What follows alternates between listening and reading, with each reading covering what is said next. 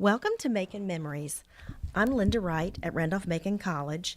Today is April 24th, 2015, and today I'm interviewing Dr. Edward Orser, class of 1962. Dr. Orser, can you tell me where you were born and raised and how you happened to come to Randolph-Macon? Well, can you imagine as a little kid in elementary school having to write that your birthplace was Nassawadox, Virginia, which is on the Eastern Shore, if you didn't know? My dad was a Methodist minister in his early church assignment on the Eastern Shore. I think he had maybe 4 or 5 little churches, and I was born in the hospital. That was the only hospital on the Eastern Shore, so that was my start. Dad, being a Methodist minister, we moved every 2 to 3 to 4 years. So grew up, first of all, in the Eastern Shore, then Southern Virginia, eventually the Richmond area. And then when I was in late elementary school, my dad was transferred here to Randolph-Macon, where he was the chaplain and the minister for Duncan Memorial Methodist Church. So I, at that point, lived in a big old wooden parsonage that sat right across the street from the library. Oh, where the dining Right hall? across from this library. Yes, more or less where the dining hall is today. Yeah. And that was the parsonage for Duncan Memorial. Yes, there was a whole row of houses. The football coach lived in one, the basketball coach lived in another, and then the chaplain lived in the next. Well, so you really grew up on the campus at Randolph-Macon then? Yes, I was very familiar, very comfortable with the campus. So I went through my second year in high school at what was then Henry Clay. Mm-hmm. And then my dad was assigned to a church in western end of Richmond in Bon Air. So I was 2 years there at Midlothian High School, and that's where I came back to Randolph-Macon. But I felt very at home at Ashland, always have, you know. Right, so you really were coming back home when you started as a freshman here. Yeah, and not just at home personally, but my dad had gone to Randolph-Macon as well. So there were long ties with Randolph-Macon. And there were at least several professors who he had that I had. Wow. Mr. Terry, in particular, in Bible, was one of those. Mm-hmm. So it was a very familiar territory. Mm-hmm. Was that a lot of pressure on you to follow your father's footsteps? Well, it's interesting when you put it in terms of pressure. I think there was no question I was going to come here. Right. You know, I've just, with my grandchildren, they've just been looking at various schools and trying to make those momentous decisions. For me, it never was any question. I always was going to go to Randolph-Macon. And it was partly because of the family ties and the familiarity. I liked the size of the school. There are a lot of things I liked about it. But also Methodist ministers' children at that time received a tuition remission. I'm not sure how much, but some. So there were a number of us who were PKs who came to Randolph-Macon. My roommate, Jerry Mosley, was another, and others that I could mention. So that was likely stacked. So I really made the decision to come to Randolph-Macon, and there wasn't any question I was going to come here. But then I hit a very fortunate piece of luck. The very year that I was applying, alumnus, and I don't know the name, had provided a fund to start a special Randolph-Macon Scholars Program. And I think there might have, I'm guessing now, I'm just saying this is what I think there might have been about 10 of us who were selected that year for scholarships that paid maybe all. They may have been full scholarships, but they certainly paid much of the cost. And they were for 4 years. So, I mean, that was a wonderful stroke of luck. Wonderful. Well, it was lucky for you and for Randolph-Macon. Would you like to talk a little bit about what activities you were involved in while you were here? I know you were very active.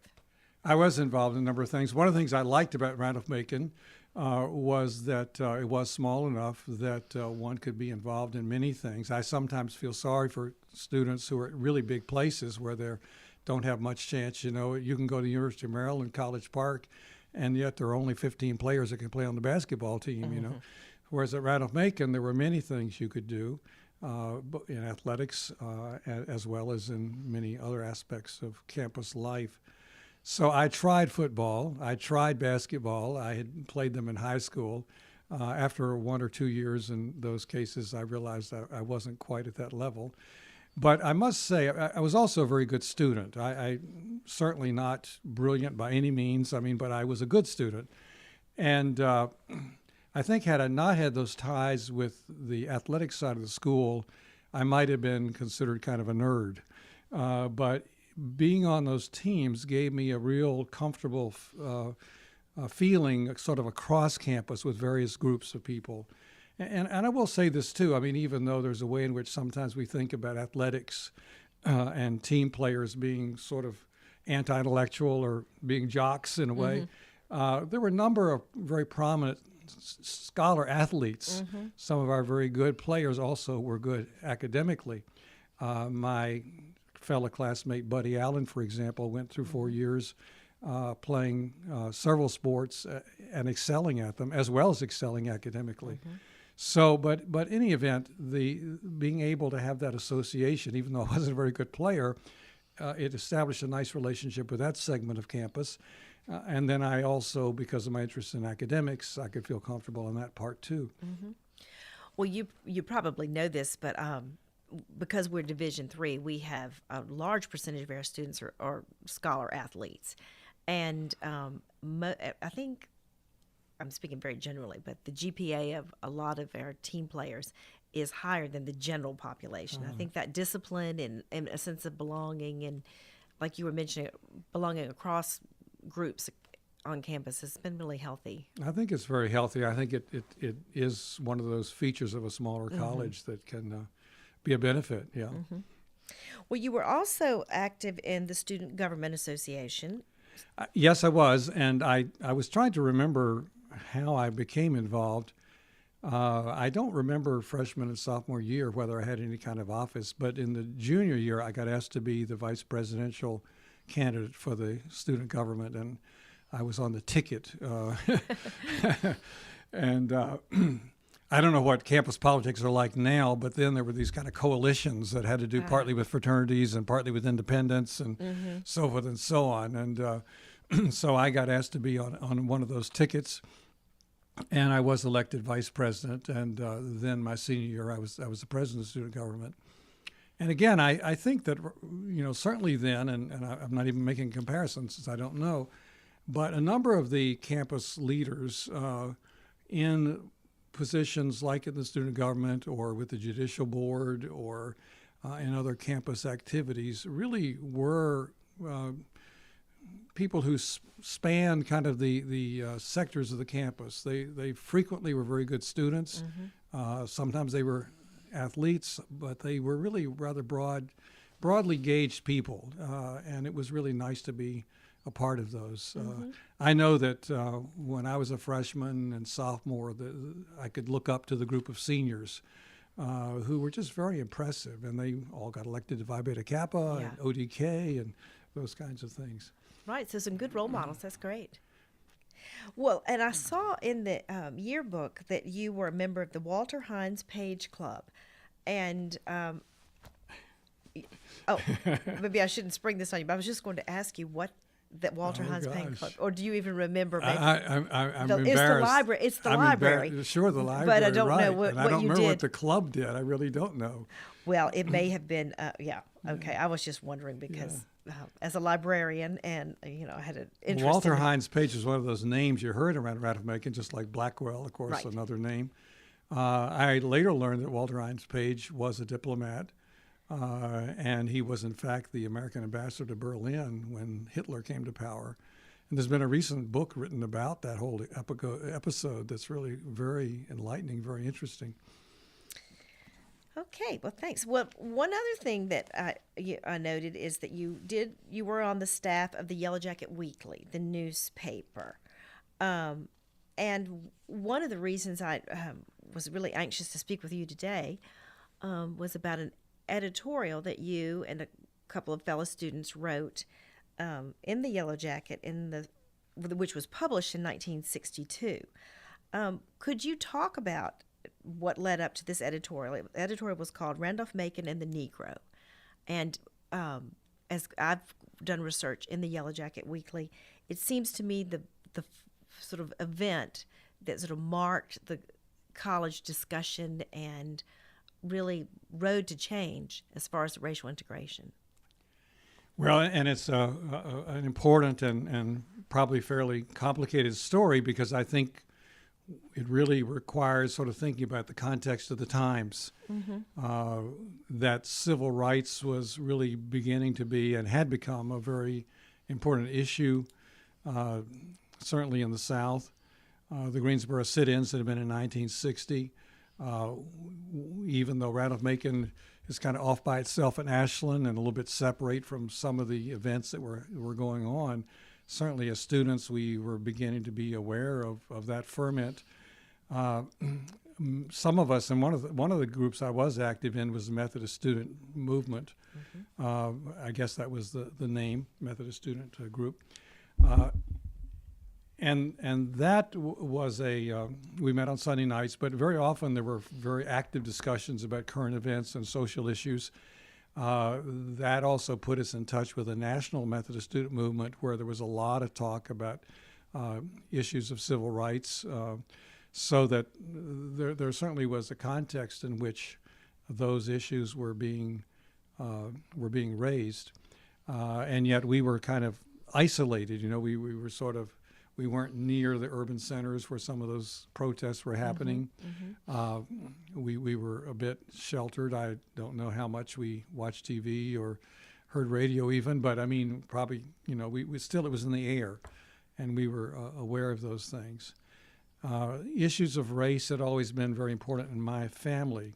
My dad had gone to Randolph-Macon. He'd then gone to Union Seminary in New York. And I recently was looking back at his thesis there, and his decision, because his thesis was on the condition of the church in the South. And one of those conditions of the church in the South that concerned him a great deal was race and discrimination and segregation. By going to Union Seminary in New York, he had a chance to go anywhere in the country, but he chose to come to Virginia, back to Virginia, where he'd grown up. And I think he had a very strong sense of mission to serve people he'd grown up with. He certainly was always a very diplomatic person, but he was keenly aware of the racial issue, and it was something that we grew up with in our family, of being aware of. Now, Dad was also very diplomatic. I think he worked well with people. He tried to sort of pull people along. He didn't try to be in their face, but it was something that was important in my family. Now, you have to realize that at the time I was growing up in the 40s and 50s, there was a kind of prevailing white culture that simply ignored the condition of black people, and that really was very insensitive to any kind of difference. When I went to Henry Clay High School here in Ashland, at school assemblies, Dixie was played, and if you didn't stand up, you'd probably be beaten up. I mean, it just was what you did. And I think that for many white people, their knowledge of black people in their lives was very limited, and there was very little interaction, except maybe with people who were laborers or maybe domestics in their home or something like that. So, it was supposed to be separate but equal. It was surely separate, and we know it wasn't equal, but there really was a tremendous wall. So that's to sort of explain that I grew up in a background where there was a very different feeling about the racial code than what was shared by many other people. So I was sensitive to that issue, and then I was aware that things were happening. But to get to the editorial, A.J. Kaufman was, and I'll call him A.J. because that's how we knew him, was the editor. He was an excellent student. I certainly knew A.J. well from freshman years on. His roommate, Gordon Scott, was a New Jersey guy, and we had a few New Jersey and New York people, but they were sort of stood out in a way. I'm sure that Gordon Scott, coming from where he did, Southern raceways seemed rather quaint and certainly unjust. And A.J. certainly was a person who had a good bit of courage to sort of call things like they are. He was a good writer and certainly a person with a lot of conviction. I will have to say, though, that the idea of the editorial was theirs, not mine. And I say that with some embarrassment because it should have been mine. But they had really begun to feel that there should be a public statement. And they approached me about being a co-signer. Perhaps I even helped some with the writing, but AJ's a great writer, and I think the editorial is a very strong and well argued one. But the idea really was theirs.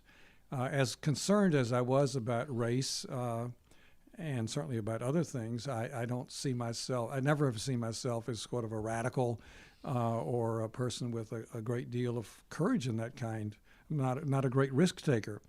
And I was student government president. I'm sure that was part of what, AJ and I knew each other well, but I'm sure it also was in his mind that to have a person with that role, it would be very, very important.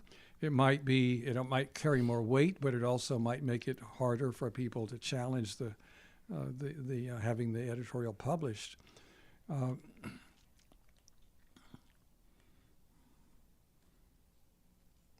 Need to pause a moment. Yes, that we would just take a quick break here. Yeah. Right, so we were talking about the editorial and sort of the background leading up to that. And I was blaming it on AJ. I'm kidding in a way, but certainly giving him credit of having the courage and the determination to make a public statement. And certainly he would have, as editor, he would have known what the kind of the boundaries had been in terms of what he could write and what he couldn't write. We were talking about the fact that as editor of the newspaper, he had a certain role on campus. As president of student government, I had a certain role. We both were very good students, so we were sort of academically and would have been supported by many faculty who would have seen us as positive. Although I don't know that we even talked with any faculty about this happening. But again, I'm not a risk taker. And certainly, I must have been aware that there was some risk to taking this kind of step. That certainly would be controversial. I'm not sure I had much notion beyond that of what might happen. What did happen, though, was that one evening we were called into Dr. Mabry's office. Dr. Mabry was the dean of the school, which meant primarily the dean of faculty, not the dean of students. And I had known Dr. Mabry for years. He was certainly a venerated person on campus and a very courtly person, a very gentlemanly person. And he called us into his office and explained that Dr. Moreland was away at the time, but that he had been asked to meet with us to explain that he had been informed that there was an editorial about desegregation in Randolph-Macon. And that Dr. Moreland had been on the phone with him and told him that he should meet with us and that he should tell us in no uncertain terms that the editorial could not be published. And I'm sure that took us aback. And I'm sure that we made earnest arguments about why it should be and why it was important and why other schools were facing similar moments in their history and how the arguments that it never was a good time weren't sufficient, but that it should be. And Dr. Mabry just very quietly kept saying, I just want you to know that Dr. Moreland said that this will not be published. Well, I have no idea how Dr. Moreland knew that. Dr. Moreland was out of the town. So somebody, I suppose at the Herald Progress, where it was printed, where the newspaper was printed, clearly had contacted him. And wherever he was, I think AJ thought he was out of the country. I thought he was just out of town. But whichever it was from a distance. Dr. Moreland had let Dr. Mabry know that he should inform us in those uncertain terms that it couldn't be published. Now, I know that I had a note from AJ who remembers that we also were eventually told that if we insisted upon going through with it, we would be expelled. I can't say whether he said that or not because I don't remember it, but I have a feeling that it wasn't going to be published. It wasn't a matter whether we wanted it or not. Right. But I must say the threat of expulsion or, any kind of action like that would have been terribly sobering to any of us, certainly. But I know it would have been to me. Senior year? My senior year, I was an excellent student. I had a very good academic record. I'd worked hard to achieve that record. My parents would have been, on the one hand, proud, I think in my case, that maybe I'd taken a stand, but they wouldn't have approved of that stand. Right. They would have told me that Dr. Moreland's a very fine man. And I, by the way, I knew Dr. Moreland well because I've been on campus. I mean, it wasn't even before I went to Randolph-Macon. So I wasn't one to be taking pot shots at Dr. Moreland. Right. And I did think of him as an esteemed person. So they would have had those concerns. But the possibility of being expelled from school, that would have really Was serious, yeah. Absolutely. Now, one of the things, though, that about that conversation that I felt then, I feel now, was remarkable, was that Dr. Mabry eventually said, he explained that the timing was all wrong. Well, you may know that Martin Luther King's letter from the Birmingham jail to ministers in the Birmingham area who had said the time isn't right, said the time is never right. But Dr. Moreland, apparently the school was about to launch a major fundraising campaign. And honestly, I don't know. You'd have to talk with AJ whether AJ knew that. I didn't know that. I don't think that AJ planned this to come out at that moment. But you can imagine Dr. Moreland, as much as he would be invested in trying to build up the campus and develop facilities and so forth. And I don't know how much Randolph-Macon had done major fundraising. They certainly have done it from then on, but it would have been a big deal. And if, in fact, this was to come out right just as they were announcing this fundraising campaign, I'm sure I can appreciate that he would have felt it would have been very counterproductive. So that was one of the things we were told. The second thing, and this is a remarkable thing, I think, and you can talk with HA and others to see how they remember it. Dr. Mabry said, however, Dr. Moreland has said that he will permit the editorial to be printed if we wait until April. Well, that was pretty amazing. Mm-hmm. I mean, on the one hand, it was to be squelched, and I would have, in many ways, thought that was it. Mm-hmm. But that it would be published in April was, I think, pretty remarkable. Mm-hmm. So to jump to that point, it was published in April. I don't remember to what kind of reception, frankly. I don't remember a lot of controversy, and you may have found some evidence of that. Probably Dr. Moreland got lots of letters and other kinds of things about it. But the fact that it was published, I think, was really very significant.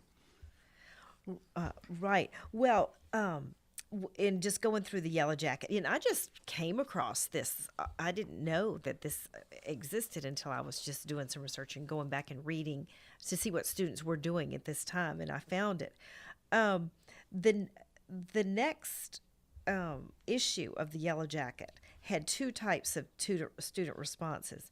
I don't know if you remember, in the Yellow Jacket there was a fictitious advice columnist called Cornelia Carlisle, and people would write silly, I'm sure it was just a columnist wrote this silly question and answer things, but they needed a date for the spring weekend or things along that line. Well, one of the responses to your editorial was a letter to Cornelia Carlisle, the fictitious advice columnist, about what should I do? I agree with this editorial, but I'm at Randolph-Macon and it's not the proper response. And so it was part of the student response was cloaked behind this fictitious character. Mm. That was interesting. And then it'd be interesting to know who that was. Mm-hmm. I would love to know that. And Mr. Coffin might know. I bet. But there was a serious letter written, very short and very outraged. Mm-hmm. That if anybody who believes this should leave Randolph-Macon, that is not the way of the South, and that's not So there wasn't a lot published, mm-hmm.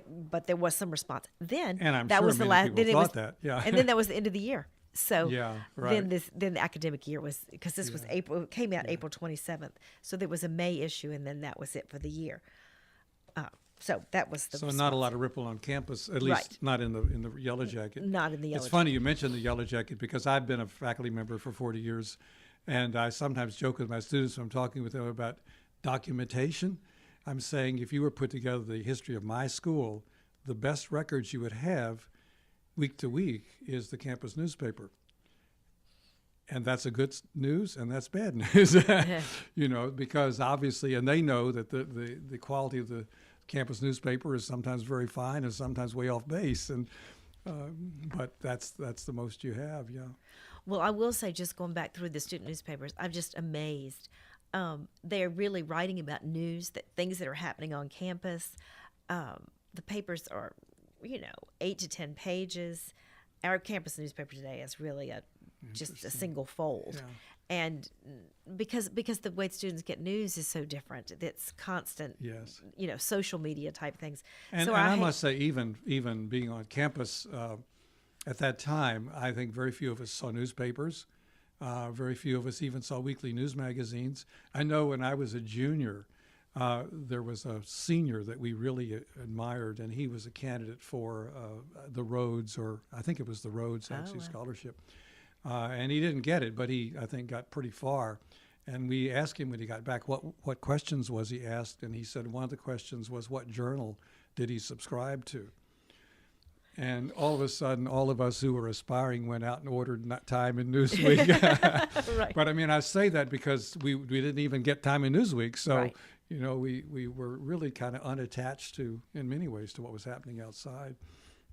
So the campus newspaper probably was in some ways more important at that point. Right, and it was a focal point of dialogue or generating it and responding to what And was on a going small on. campus, everybody Yeah. saw it and knew Right. people. Right. It wasn't just that you saw it, but you knew who those people were. Right. There is a follow-up story, and you may have found it more than I know about it.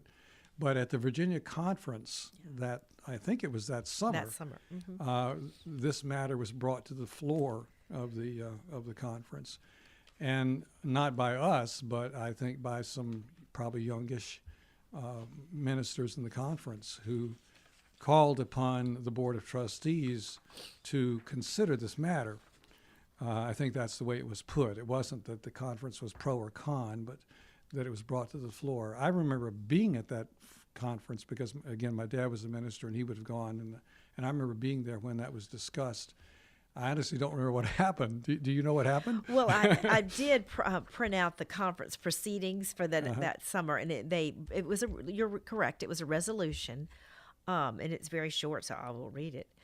Whereas the Yellow Jacket, a student weekly of Randolph-Macon College at Ashland, did on April 27th, 1962, print an editorial entitled Randolph-Macon and the Negro, and whereas said editorial was addressed to, among others, the Virginia Methodist Conference, and whereas copies of said editorial are available at the seat of this conference, therefore be it resolved that this annual conference does hereby 1. Receive the editorial and thank its authors, who are Virginia Methodist boys, for its expression of their concern, and 2.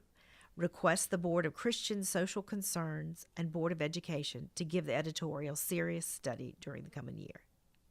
The resolution was adopted. So, I have not gone to the following years and seen what the work of the Christian Social Concerns Board, but it was, put into the minutes that Right. And it would be very interesting to see what they did. I suspect they did discuss it. Randolph-Macon was a Methodist-affiliated school, but it was not owned by the Methodist Church. It was, or at least not controlled. It had its own board of trustees. So it would be interesting to know what those committees did. Right. And I don't know, because I then went off to graduate school and the Peace Corps. I lost touch with the story, and I know that it was not until later in the 60s that Randolph-Macon did have its first African American students, but I don't know what happened there in that meantime. Right. Well, after you graduated in the spring of '62, the next year, like you said, the whole '60s, there was so much civil rights activity going on. But that summer of, in 63, excuse me, in March of 63, a student petition was circulated around campus. So your editorial came out in the spring of 62, the first documented, catalyst for this discussion that I can see in public. And then in March of 63, a petition was circulated, which was basically an open letter to the president of Randolph-Macon College and the Board of Trustees with 102 student signatures asking the college to consider, let's see what exactly they're asking for. We are writing a group of students to express our desire for a liberal attitude by the administration and the Board of Trustees concerning Negro applicants. We believe that in this area, Randolph-Macon College should take the lead in setting a peaceful example for other private and public educational institutions throughout Virginia and throughout the South. We believe that if Randolph-Macon fails to become a leader in such an area, it will inevitably be forced to become a reluctant follower or to remain as an island unto itself. Our request, therefore, is that you, as responsible leaders and policymakers of our college, let it be known to the friends of Randolph-Macon College and to the public in general that all applications received from qualified Negro students will be processed and considered on the same basis as those received from applicants of our own race. It goes on. Interesting. Did you ever find out who was the catalyst for that? Well, yes, Charles Riker is the... Oh, I remember Charles, yeah. Mm-hmm. Yeah. And I gave a program on the desegregation of Randolph-Macon at the Virginia Forum state conference last month, and a man came up to me afterwards who knew Charles Riker and said that he had known him very well, and he just passed away in January. Oh, sorry to hear that. So I was too, that I missed, meeting him and hearing that part of the story. But so after your editorial, then this petition went around. Now the petition did get some traction from the faculty. The faculty came up in a faculty meeting which mentioned the petition and asked the administration to seriously consider this.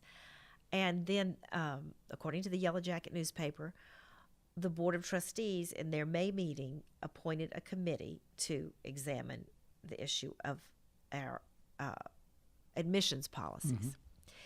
Now, what came out of that was a reiteration of the college's longstanding admission policy, which has no mention of race one way or the other. And so they just reaffirmed that and said that we don't have a formal admission policy which excludes anyone. Well, excluding women, but right. in any racial group at that time.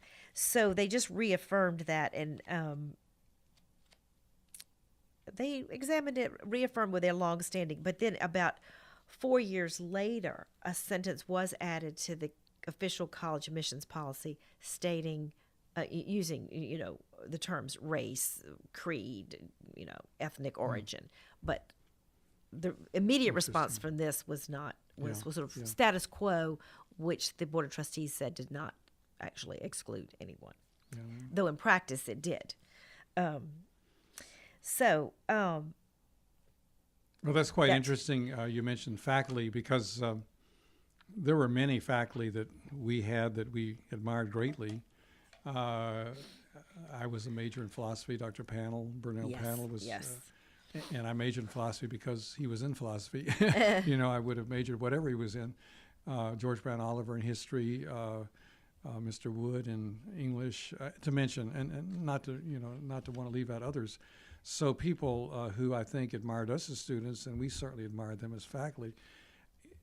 And it may be simply a function of my lack of good recall, but I really don't remember having conversations with faculty one way or the other about this editorial. I mean, it would seem like that would have happened, that there would have been some people called us in and say, right, either this is a good thing or not a good thing, mm-hmm. or I really don't remember that happening. And I wouldn't say it didn't, but I just don't remember it. Right. Well, and it could be that the faculty were talking among themselves. Oh, did you, see the student petition going around? I think if we had been expelled or something like that, Yes. that would have made it a different matter. But yeah, but it's interesting. So I think it's interesting that you mentioned that a year later it was faculty that began to. And I think that they did press the administration. They brought that up. Actually, the faculty also created an ad hoc committee to study this. Besides, the Board of Trustees were pressured. This is to the Board of Trustees. They were pressured into making a committee to examine admission policies. When this was brought up in the faculty meeting that spring of '63, the faculty passed a motion to create an ad hoc committee to, study this issue. But when the following faculty meeting, when they were reported on it, there was no action taken, there was no motion, and they said, well, minutes are not kept of ad hoc meetings. So there's no record of whatever happened in the meeting. There's just no resolution came out of that. So. And I have no idea, the faculty as a whole, if there had been some faculty vote as a whole, I have no idea Right. where it would have been, frankly. At that time. And there would have been many people like Dr. Moreland who would have been, even though they might have felt sympathetic, empathetic with his position, who would be really worried about the fate of the college. Just like the building campaign. I mean, if that building campaign didn't go through, that could be a great problem. So I can understand that. Well, in the summer of 1963, after the petition had gone around. Oh, and I did want to mention, you said your brother was. I noticed Yes, my sir. brother's signatures there. He was a freshman. I graduated in '62, and then he came immediately the following fall. And I recently sent him a note about this petition and his name being on it. And he said, frankly, he didn't really remember his name, didn't remember signing it. But that was good for yeah, you to it was see this. interesting Yeah. to see it, absolutely. But that following summer, in the summer of '63, the Southern Christian Leadership Conference had their annual convention at Virginia Union University, and Martin Luther King was one of the speakers. And 15 Randolph-Macon students were in the crowd. And according to the Yellow Jacket article that reported on it, there were student groups from University of Richmond and Mary Washington and several other colleges throughout Virginia in support of, the civil rights activities of the Southern Christian Leadership Conference. But the Randolph-Macon group was the only one publicly recognized. And I don't know that what was behind that, but I thought that was interesting in the Yellow Jacket. Well, just to bring the story forward a little bit after that, just from what I've found, as the civil rights really heated up in 1964 and '65, other private colleges were starting to open their doors, and most of that opening came in graduate schools, but in public and private graduate schools, and partly because that tends to be a less residential environment, and It also had been, you probably know, the legal strategy in the ACP to challenge school segregation, but they began by targeting law schools and graduate schools because the separate but equal argument was a tough one for some places. If you had a medical school, does this mean you have to create another medical school? Yes. And so it was easier simply to integrate at that level. Right. So those barriers had been broken, but on the undergraduate level, there was still quite a bit of resistance. But as schools were desegregating, we were definitely sort of in the middle to the end of other privates in Virginia, not cutting edge, and we were not the last ones either. It was interesting. The first two private schools in Virginia to desegregate were Eastern Mennonite and Bridgewater, which has a Brethren background. And I think their social consciousness of those denominations, I think, had a lot to do with that. They were far ahead. And then the Presbyterians and the Methodists and the Lutherans at Roanoke College, and I think we were all sort of lumped together, coming along kind of in the middle. But anyway, so other schools, we were right in the middle. But in 1963, I believe, Doug Lawson, who had been a 1957 graduate of Randolph-Macon, ordained Methodist minister, came back and became chaplain of the college, the first full-time chaplain. I guess prior to that, like your father, it had always been the minister at Duncan had served as chaplain. So he was hired as chaplain, and he had gone to Drew University and studied, I can't remember with whom, but had been very influenced, was very involved in civil rights. And he started putting some pressure on Dr. Moreland. And Dr. Moreland was open to desegregating, but wanted to do it in a way that he thought was going to cause the least amount of disruption, or really probably the least amount of attention, to be honest. Yeah. And so Doug Lawson had the suggestion that they go to Virginia Union University and invite some of their top students to come to Randolph-Macon. So that's what happened is Haywood Payne, who was from Richmond, was a junior at Virginia Union, got a call in the summer of 1966 where he was working construction, trying to earn his tuition for college, from Doug Lawson. Would you like to come visit Randolph-Macon and let me show you around and possibly come here? And after seeing the facilities and meeting Dr. Lawson, he decided he would do that. So he came in the fall of 1966, lived on campus in the dorm, and apparently his roommate was on the football team and was from Maryland, I believe, and had been vetted ahead of time. That how would you feel about having a black roommate? And no problem. And the whole dorm then was vetted because they didn't want any issues, and who's going to be in this hall. And it was mostly football players, although Haywood Payne, his initials are HAP, and he goes by Hap. Hap Payne was not a football player. He was a scholar. He was just a chemistry scholar. But he had the support of the football team. So he said that made a big difference because he went to all the meals with the football team. He didn't go to the cafeteria alone. He always went with the, and he waited for them to come back from practice. And so he had a group of people to be with, to belong to, and, a sense of.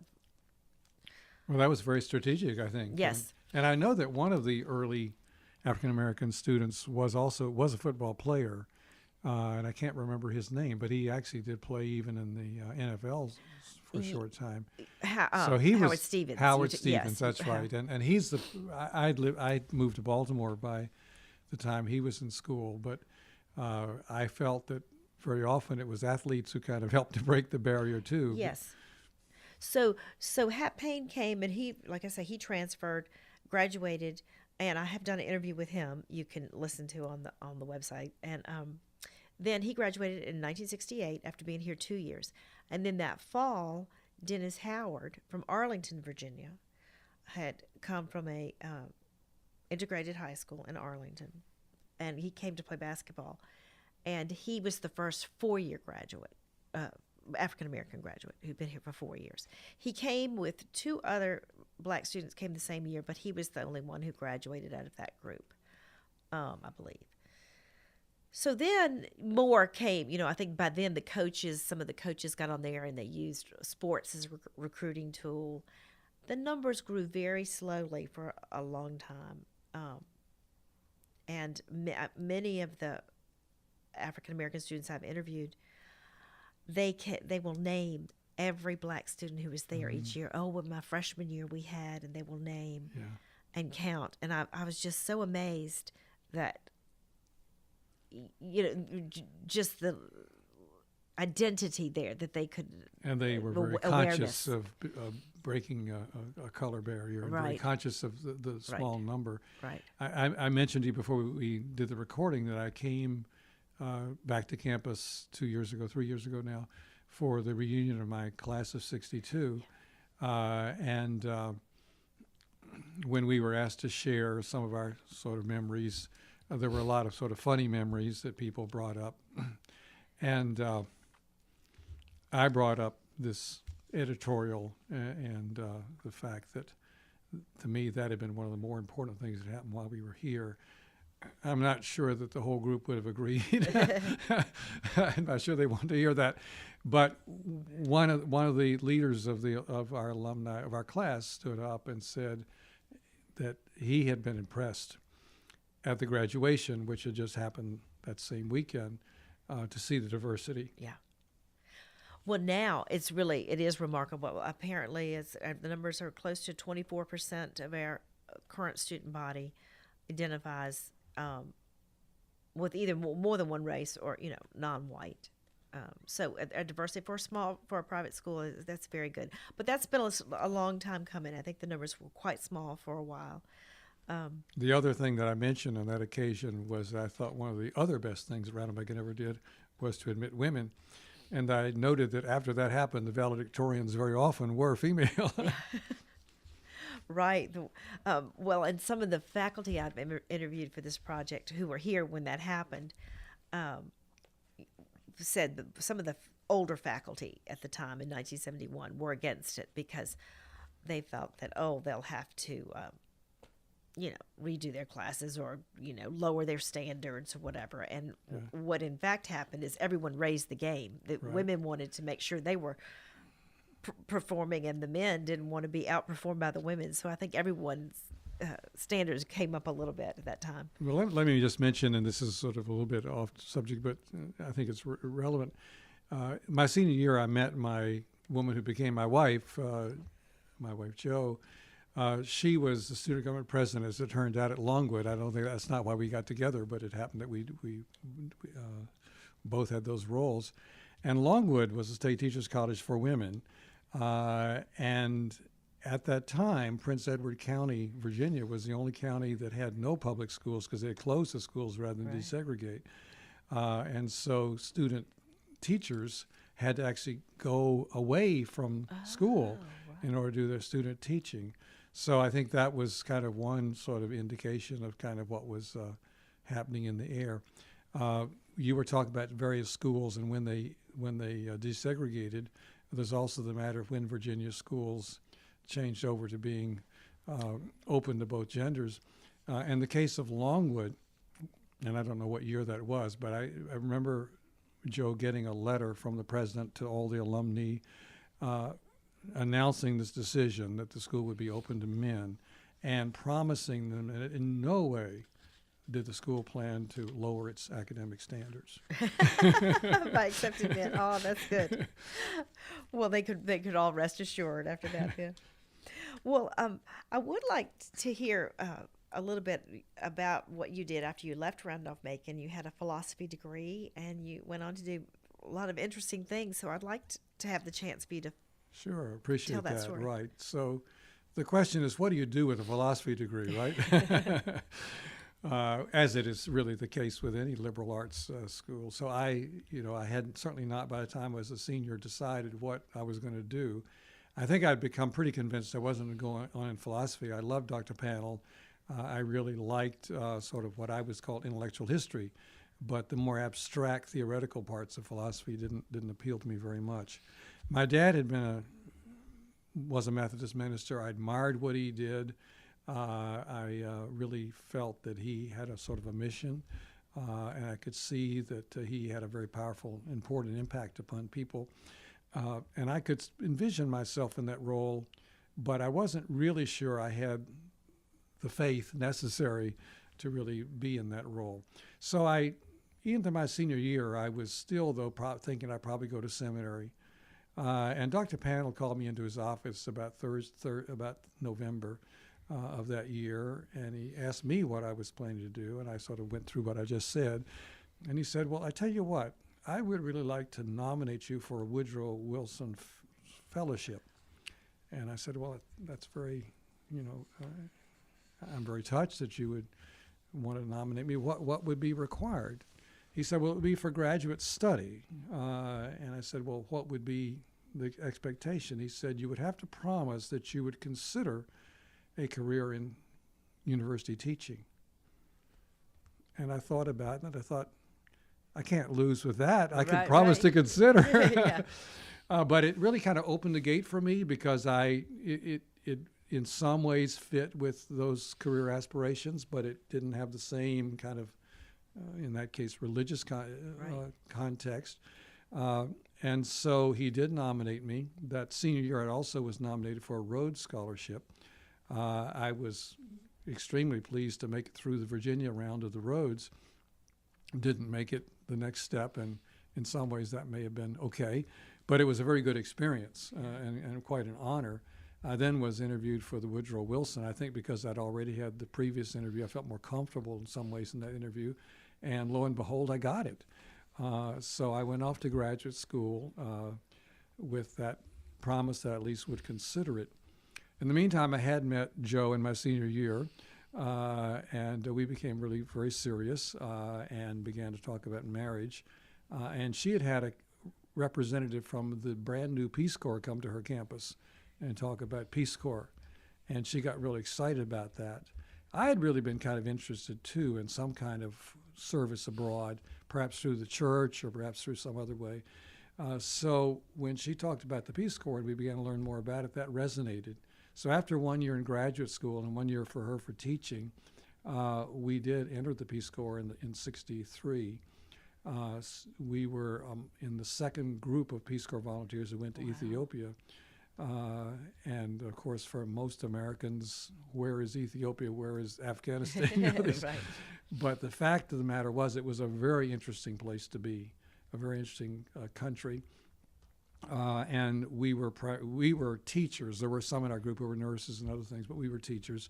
I taught 12th grade, and they had just instituted a special sort of college prep program that was located in the capital city with the hopes of getting some of the better students from the countryside, getting them ready to go to the university with the hope that they would become teachers. With our group of volunteers, there were over 400 of us teaching high school in the whole country, and that doubled the number of secondary teachers in the country. Wow. So it made it clear how much they needed to train their own teachers. Yeah. So that gave me 2 years of teaching somewhat advanced 12th grade. I mean, there was a degree of variation among the students, but it was a good teaching experience and certainly a good way for me to decide, hey, I really think I like this. And so coming back, we both went to graduate school, and in my case in American Studies. I know that one of my British friends there asked me what I was going to do, and I told him American Studies, and he said, you Yanks, you're all hung up on your identity. But it actually was a very good decision, because here at Randolph-Macon, my most stimulating courses were Dr. Panel's philosophy, Dr. Woods, or Mr. Woods, American literature, and Dr. Dr. Oliver's American history courses. And I was really doing American Studies, and they were somewhat conscious that they were doing American Studies, but we didn't have a name for it. There wasn't a program here. But in graduate school, that's what I did. I completed that degree, and after 1 year of job teaching in a small liberal arts college in Ohio, I had an invitation to come to what was already, but just beginning, a brand new public university in Maryland. College Park, which we think of as the University of Maryland, had become so big, and it's located in the Washington suburbs, so there had been for some time plans to develop a somewhat comparable school, not as big probably, but a University of Maryland separate school in the Baltimore area. And I felt very fortunate to have an invitation to go there. I arrived, I taught the very first senior class. I was there for the very first graduation. Oh, wow. And I taught for the next 41 years. And one of the things I really liked about that, it was a new institution, so there was a lot of opportunity. I had been to some interviews where they sort of were trying to ask me how it would fit into their department, doing certain little niche. You know, they had somebody teaching this, can I do that? They had somebody teaching that, can I do that? When I went to UMBC, which is the acronym that we take, University of Maryland, Baltimore County, they said, okay, we're developing an American Studies program. What should it look like? Right. And that was very exciting, really, really a lot of fun. And in a way, the whole university was like that. So it was a real feeling of innovation, a feeling of openness, a lot of enthusiasm, both from the faculty and the students. And it's amazing to me to see that place now is about to celebrate its 50th anniversary. Wow. That is exciting. Yeah. Well, I certainly hope you'll be taking part in those celebrations. Oh, Yeah. yes, I Yeah. will. I will. I must say, I've enjoyed this interview now, but it is funny that because I've been at that school so long, people began to, and I'm a historian, one Yeah. might say, would refer to me as institutional memory. and I assured them that that's not my strong suit. Well, no, you really brought back some good memories, and I think today, and brought back a lot of themes about Randolph-Macon, and mentioning the professors and the influence they've had. Dr. Panel, who's just was a real light of the college for so many people. And no, very interesting career, and I'm glad to see that what you learned here came to fruition. And you did a lot of work, it looked like, on racial issues through your career. Yes, well, just maybe to say a couple of things about that. One is that when I was talking about how fun it was to sort of be part of a new university, luckily, although UMBC grew, it didn't grow enormously. So it remained, and to this day is what we might consider a middle-sized public university. But in those days, it was even sort of a small. So it had sort of the feeling that Randolph-Macon had. I like that. I liked that it was a public university because, frankly, private education is more and more a barrier for a lot of students. So I probably had a broader spectrum of students. It would include, for example, women who had to step out of education, higher education, while they had children and delayed coming back to school. So there was a little bit broader range of students, but still in a relatively small liberal arts setting. So I really felt that we were doing in that setting a lot what I felt happened at Randolph-Macon. A lot of chances for smaller classes, for interaction, for discussion, for people to know one another. I thought that was all very positive.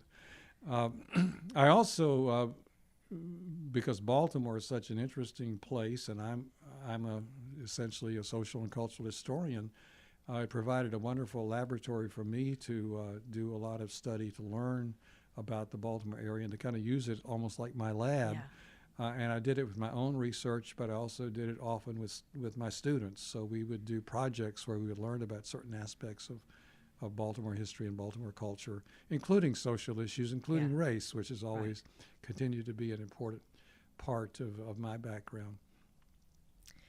Very interesting. Well, I want to give you a chance to have any other stories or memories that might have come up in the course of this interview, any unrelated to anything, if there's anything else you'd like to share. We've covered a lot of ground, and there are many memories. We're sitting here in the library when I was a PK, that is, my dad was living, and we were living in the old parsonage across the street. This was an empty lot. Fox Hall had been built, but behind Fox Hall was just this big open sort of meadow. And every year as the Hampton-Sydney game approached, there would be a bonfire. And I may be mixing it. It may have been homecoming, but in any event, it was the big fall weekend. The freshmen were expected to build this bonfire. So all week before homecoming, you would see this pile get bigger and bigger and bigger. I probably was more impressed with this when I was a kid living here than when I was a student later. But it fascinated me to look across the street and see this big pile of wood, and then on whatever night it was to have it lit, and it would be an enormous fire. Right. It was really quite exciting. But the campus really was sort of my playground. I mean, we as students walked to the dining hall, they walked right past where we were playing badminton in our backyard, and so we could easily go to the games and watch the games. So it was really a fun place to be. I interviewed a few years ago T. McNider Simpson III, who grew up on campus and was telling stories about being the son of a professor, and his relationship with students and things like that. Yeah. So it must have been other faculty, children running around. It would be a close-knit community. Yeah, they're fond memories. And my dad's was At the church. It was while he was here that the present Duncan Memorial and Chapel was built. Okay. But he started off in what we now know as the old chapel. His office was there. I can remember walking over there to tell him dinner was ready. Yeah. And, that kind of thing. So a lot of fond memories, yeah. Very good. Well, Dr. Orser, thank you so much for coming to Ashland today and for taking the time to share all these wonderful memories with us on Making Memories. Well, I've enjoyed it. Thank you for having me.